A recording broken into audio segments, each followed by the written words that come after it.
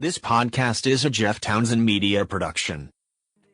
This is Jeff Townsend. Thank you for joining us for another episode of Indiana Stories.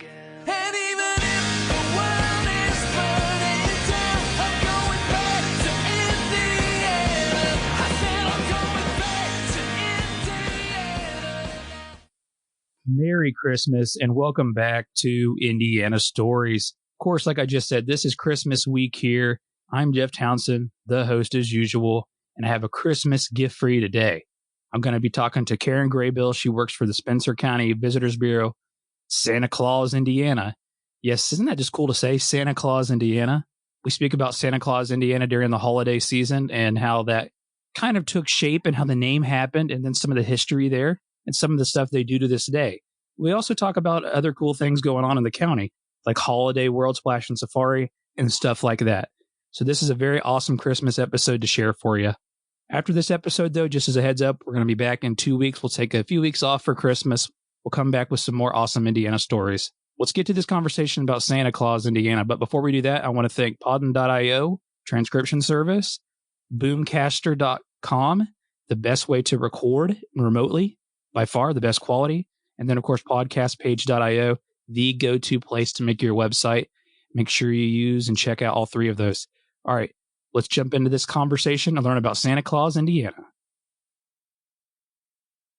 Joining me today is Karen Graybill. I said that right, Karen? That is just correct. As it reads. Whew, thank goodness, man. It's going to have to do a redo there. No, but she is with the Spencer County Visitors Bureau.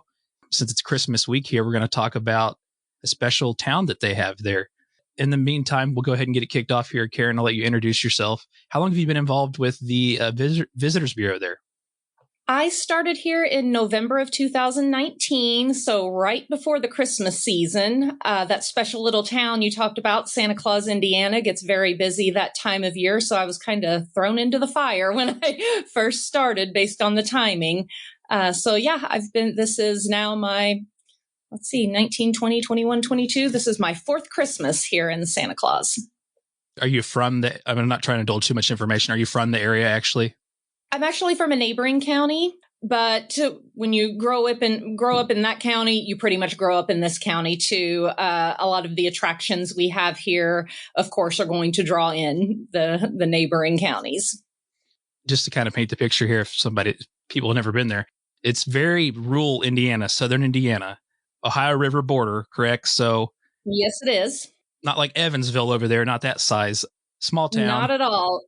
The town of Santa Claus itself has a population of maybe 2,600 people. So it's a very small rural area. The county itself is also very rural. We are centrally located, though, close to a lot of things. We're about 70 miles west of Louisville, a little bit closer to east of Evansville. So we're close to a lot of things, but we kind of like our little rural area here. Oh, absolutely. Also the home of Holiday World, correct? Absolutely. Yes, that 2,600 population grows a lot in the summer. They bring in about 1 million visitors over the summer. Yep. And we'll kind of touch upon it later, but it's also grown pretty significantly in comparison to what it was like 20 years ago. We didn't even have like 1,000 people there. Yes, the town itself has grown leaps and bounds. Just by attractions alone, it's grown quite a bit. So it's kind of interesting here. Like the first thing I was curious of, how did it get the name Santa Claus, right? And it sounds like when I was researching before this, which I did do. No, I'm not a scholar or anything or historian of Spencer County, but it sounds like they tried to name it something else and it just didn't work out. Well, it originally, back in the 1850s, it was still known by its original name of, depending on who you ask, either Santa Fe or Santa Fe, spelled F-E-E. Around that time, the town decided they were large enough that they were eligible for a post office. So they sent in their application to the United States Postal Service and were promptly rejected because there was another town in Indiana called Santa Fe, F-E. So too close, the names were too close. So they kind of had to regroup.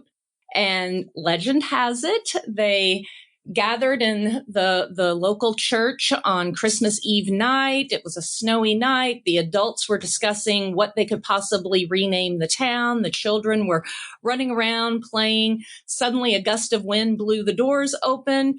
They heard the sound of jingle bells, and the kids yelled, "Santa Claus!" And the adults decided that's our new name. And so they reapplied to the USPS, and the post office was established in 1856, and we've been Santa Claus ever since. That's so interesting and so cool when you just think about it. I don't know. Over time, like I was fast forward like 50 years, it started to like develop this reputation, right? Because it's like the only world's post office that has this kind of a name. Yes. They started receiving letters to Santa as early back in the 1900s, like 1910 or something like that. I believe it was 1914, they started getting these letters. The postmaster at the time, I believe his name is James Martin, decided that these letters couldn't go unanswered because, of course, they were most likely coming from children, and children writing a letter to Santa, they absolutely deserve a response. So on his own time, on his own dime, he started answering those letters. Then not too long after that, Santa Claus was featured on Ripley's Believe It or Not. The town's post office and the postmaster were featured in, I think it was maybe 1930. So that kind of really increased the amount of mail and the letters to Santa that the post office started getting. And so that started a really great tradition that continues today. There's letters from all over the world, correct? There are.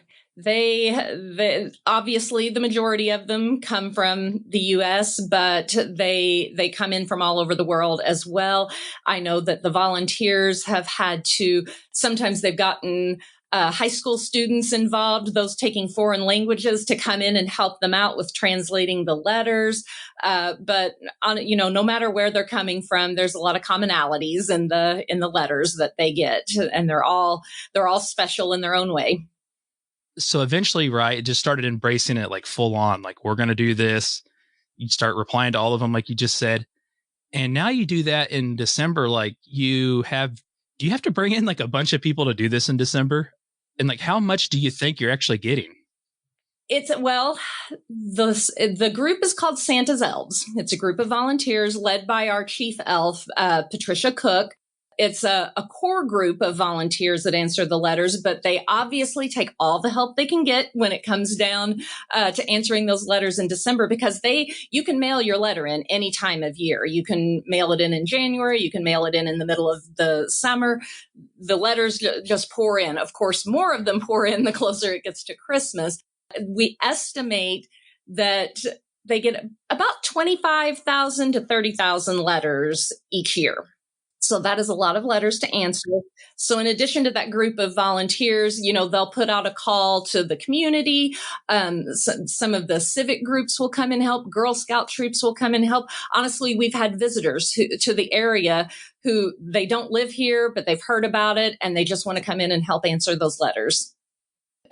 Something of a form letter, I suppose, that is used just to get, through that quantity of letters. There has to be a little bit of a simplification to it, but every letter gets a personal note on it. They read those letters, they take those letters to heart, and they put a response on those letters back to make sure that those kids know that their letter has been received and read and appreciated. I think if you're a resident or a regular in these, like I'm not a resident of the area, but I'm here every day, I think you can get a little bit used to it, to the point that you maybe think that every town is like this, but it's obviously not. There is definitely a different feel to this place. How can there not be when the businesses are named or have Christmas names? The streets all have Christmas names. There's Santa statues, 20 plus Santa statues throughout the town. So there's no way to not get in the Christmas spirit when you're here. So it's an interesting place to be any time of year, but particularly at Christmas time.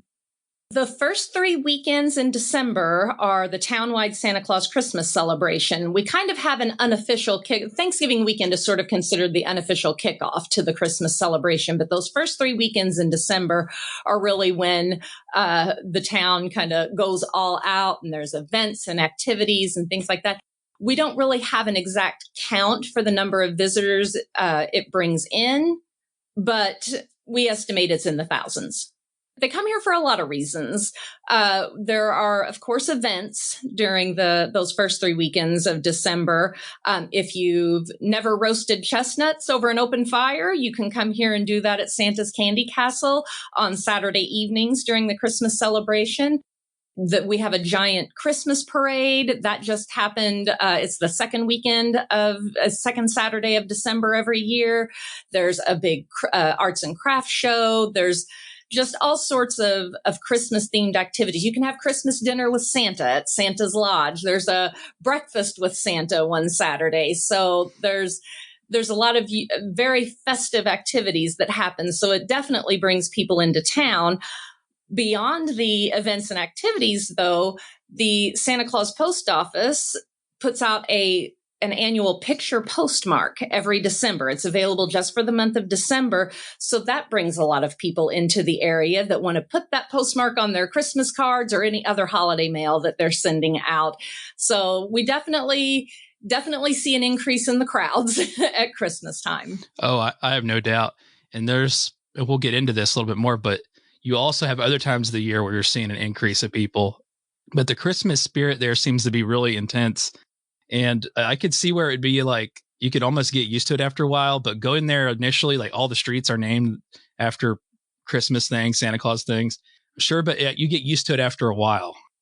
It's never so evident as when I have to give an address to someone who does not live in the area, who is not familiar with the area. For example, our address here at the Visitors Bureau office, we're at Kringle Lane. And I just had to give that address to someone the other day. And of course, she laughed when I did. It doesn't even faze me anymore when I say something's on Candy Cane Lane or Mistletoe Drive, because that's just where things are located in Santa Claus, Indiana. But it's definitely, people get a kick out of it. Is there like a North Pole, or like, is there, I'm going to start a new street there? We don't really have, I'm not sure if there's, I'd be surprised if there wasn't, because there are a lot of streets in this town. For a small area, there are a lot of streets. There's a large gated community where you'll find most of these fun Christmas themed names. I'm not sure if there's a North Pole or not, but we've got Prancer Drive, Snowball Lane. We've got a lot of the bases covered with the Christmas themed names. You talk about this gated community, and we mentioned it earlier. This community has really grown in the last 30 years. Didn't even have 1,000 people in it going back to the early 90s. And now it obviously has more than that. And what's this community called? Is it like Christmas Lake Village or something, right? Christmas Lake Village, yes, that's the gated community. I mentioned that there's about 2,600 people that live in this area right now. And I think the latest figure I heard was something over 90% of them live in Christmas Lake Village. So because it's a rural area, that's where most of the people live, is inside this area. And that's another fun Christmas event that happens in Christmas Lake Village. It is a gated community, so you're not just allowed to drive in there and check things out. But at Christmas time, they open up for 2 nights during the Christmas season for their Festival of Lights. It's 9 miles of very festively decorated houses that you can drive through and see. People go all out. The different neighborhoods will sometimes do themes. So every house in a certain area will have, let's say, a Grinch theme or something like that. It's really something to see. I heard it actually happened just this past weekend, and I heard that there was so much traffic. I believe some people were saying it took almost an hour to get through those 9 miles of houses, because there's a lot to see, and a lot of people want to see it. That would be, I'm sure the kids would really like to drive through there and see that there. That sounds really neat for sure. I know my kids would like that. I can remember doing it as a kid myself, so it's definitely something that is absolutely an all ages event. Kids and kids at heart both will enjoy it. That's cool. I always love going out and doing that. That's like a tradition, and it sounds like that's a great place to do that. That's awesome. It really is. Obviously, this town also has another major thing in it. It's Holiday World Splash and Safari, I think is how it's actually phrased now. Yes. It was named, what, Santa Claus Land? It was called Santa Claus Land when it originally opened in August of 1946. And it was actually the first themed amusement park. We actually beat Disney by, I think, a year or two. This is like known as the world's first theme park, per se. That just blows my mind. And of course, it's very different now than it was back then. Back then, they had a house of dolls. And I think probably the most exciting ride you might find would have been, like, say, a merry-go-round. And now it's all about the award-winning roller coasters and amazing water parks. So very different, but still just as much loved, I think. Yeah. But this is obviously a pretty cool theme park, gone up and above for the water park as well on it. Yeah. It's well noted also, like you said, it's the first, but it also has like a roller coaster there, I believe, that is like world famous. That's like, or the number one wooden roller coaster in the world that gets voted or something. So I'm trying to remember what that's. It has several of their roller coasters have won awards. They've got, I think they have of their roller coasters, 2 or 3 of them are the wooden roller coasters. I think there's only maybe 20 or so wooden roller. I was just reading something about this not too long ago. There are not that many wooden roller coasters in the entire country, and yet Holiday World has several of them. And I think true roller coaster enthusiasts, I think wooden roller coasters are typically the thing that they love. But they don't just have the wooden roller coasters. They also have the Thunderbird, which is one of the winged roller coaster where your feet dangle. Yeah. So they have a variety of things. And then in the water park, they actually have I believe it's the world's first launched water coaster, where it actually launches you into this ride. I think that was the new water park edition in 2020, I believe. Yeah, so it's called the Voyager. That's the wooden roller coaster. It's called. Okay. The Voyage, yes, that is an amazing wooden roller coaster. So it also looks like that, and when I had asked people about this, I don't know if this is still the case or not. So when I talked about this town and when Holiday World was brought up, they all were like, oh, they do free soft drinks there. They do free drinks there. Like everybody I talked to was like, they do free drinks there. I don't know if they still do, but I was like, wow, usually you got to pay like $10 for a Coke at an amusement park. So that was pretty cool. Exactly. And they do still do that. They do the free drinks throughout the park. They have free parking, free Wi-Fi, and the free drinks are the very, very big selling points of this park, because like you said, you go to a theme park and you expect to, I mean, not only does the admission, you have to fork out that admission just to get a drink, a soda. You're looking at a pretty fair, pretty hefty price tag, but you're not going to find that at Holiday World. They've got the drink stations located through, I believe they call them oases throughout the park, and there is no limit on those. And on a hot day, that's a really good thing to have. That's the thing about Indiana. It can get crazy hot. It can get crazy cold, but particularly like being down there by the Ohio River, I feel like it's more humid. It's more hot like in the summer. So that is definitely a really good selling point. We've got that unpredictable Indiana weather too, where it can be just blistering hot one day and then not so much the next day. But yeah, the summers can be pretty brutal. So yeah, the free beverages, definitely a good thing. Oh, 100% for sure. So some other things I thought were interesting about this town. It's notable for Jay Cutler, quarterback in NFL. And then it's also had a cool stuff, like it was involved in like a national campaign for Coca-Cola's Christmas project called Santa's Forgotten Letters in 2010. I thought that was really cool. Huh. That's not something, obviously that was before my time here at the Visitors Bureau, but I'm not at all surprised this town gets a lot of national attention. Yeah, no, and I can see why, right? Because then I read that it's in 2011, it was named like one of Forbes' top Christmas destinations in the world. Obviously, it's Santa Claus is the name of the town, but I thought that was pretty cool as well. So it's known beyond just Indiana per se. This is known. It is, but we're constantly being discovered too. We're less than 10 miles off of Interstate 64. And I mentioned earlier that we're about 70 miles west of Louisville and kind of situated between Evansville, Indiana and Louisville. So there's a lot of travelers that see signs on the interstate for Santa Claus, Indiana. They had no idea that this place existed. So we get, particularly here at the Visitors Bureau office, because we are the Visitor Information Center, they stop in. We're their first stop. They say, tell us about this place. We didn't even know it existed. And we saw the sign and we just had to stop, because how can you see a sign that says Santa Claus and not stop in to see what it's about? So it's, as much as we love the people that are familiar with us and come to visit year after year after year, I kind of love those people that stumble upon us even more, because then we kind of get to introduce them to this place. It takes you back to the days where the internet wasn't really a thing or as much, right? When you had to literally stumble across things. You tend to think that people are so plugged in now that nothing is really undiscovered, but there's still apparently things to discover, and I guess we're one of them. What else did I see? Lifetime movie. The Lifetime movie was filmed there. Snowed in Christmas. Man, I love me some Lifetime television movies, so that was pretty cool when I saw that. It's before your time, though.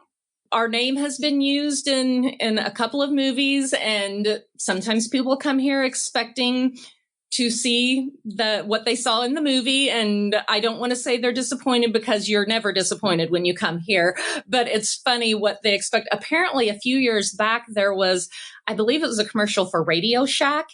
And they mentioned, I think it was called Rudolph's Diner, that was supposedly in Santa Claus, Indiana. We still get people coming here asking where Rudolph's Diner is. There was never a Rudolph's Diner here. So we have to quickly put that to rest. But just this year, I think it's either the USPS or UPS mentions name drops Santa Claus, Indiana in one of their ads this year. So we get a lot of mentions like that, but come see us firsthand so you can see exactly what the town's about. Don't trust the Lifetime movies. I don't remember. I'm gonna have to watch it. It's probably got some crazy twist, right? Like there's a bad husband or a babysitter or something in this snowy little town. I don't know. I think in the movie they claim that our town has an airport. Yeah. Not quite. But when you get outside of the town, really, and it's the biggest town in the county, right? I believe it is. Rockport is technically the county seat. And it is not very big. So that just tells you how rural and small part of Indiana this is. It's not like where I'm at, right? I'm near the capital. Right. There's more people in my neighborhood than there is in that town. Exactly. Yes. It's a different life of living of life, however you want to phrase it. And I think it's pretty cool just for people to go down there and check out, because the south part of the state has a bunch of cool stuff that doesn't always get as much attention as like central Indiana north. Exactly. So I always love learning about things in southern Indiana. What are some other things there about the town that we haven't covered that you think are really neat or cool? Well, not about the town of Santa Claus, but just 5 miles down the road, we have a national park and a state park dedicated to Abraham Lincoln, because he spent 14 years of his life here, and they were 14 rather formative years. His family moved here at the age of 7, and they didn't move away until he was 21. So a lot of things happened. His mother passed away while they lived here. Her gravesite is actually at our national park. He developed his love of reading and learning here. And really, he kind of probably the building blocks of what eventually turned him into a great statesman were first happened here. So we always say that we're known for probably best known for a couple of the most famous bearded guys, Santa and Abraham Lincoln. And that really is very true, because literally just 5 minutes down the road is Abe's stomping grounds from when he was, a child and young adult. So I think that's a very interesting thing. People come here for obviously if they come to the town of Santa Claus or this area at all, Santa, Christmas, holiday world, that's definitely a draw. But we've also got that absolutely rich history with Abraham Lincoln right here, just 5 minutes away. Awesome. This has been a fun conversation. And of course, in the show notes, I'll put everything about the Visitors Bureau and to check that out. I do appreciate you taking the time to do this because I think this is one of those things, because obviously people listening to this podcast are mostly from Indiana, even though some are from all around the world, which is kind of weird to me. But nevertheless, if you're in the state or around, I think it's something you should check out. Maybe just beyond the holiday world like we're all used to. Maybe go into the town of Santa Claus and give it a good looking. And this Christmas light thing at the Christmas Lake Village sounds super cool to me. So it absolutely is. You put it on your calendar for next year. Karen, I really do appreciate you taking the time to do this. I know it was kind of thrown on you, and you've done a fantastic job. You might have a full-time career ahead of you in some sort of audio or television. I don't know. What do you think? I wouldn't go that far, but I appreciate it. Thank you for listening to this episode of Indiana Stories. If you like what you heard, you can go to indianastories.com for more episodes and other stories related to Indiana. Also, if you're enjoying this podcast, there's several things you can follow: the podcast itself, the newsletter, and various other things. Thanks again for listening, and we will be back with another episode, and I hope you join us for another Indiana story.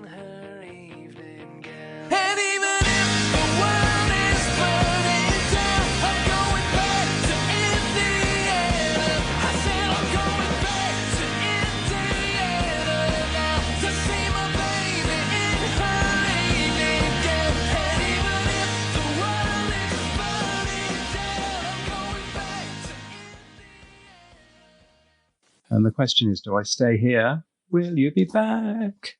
Are you gonna come back? Will you be back? Are you coming back? Jeff Townsend Media.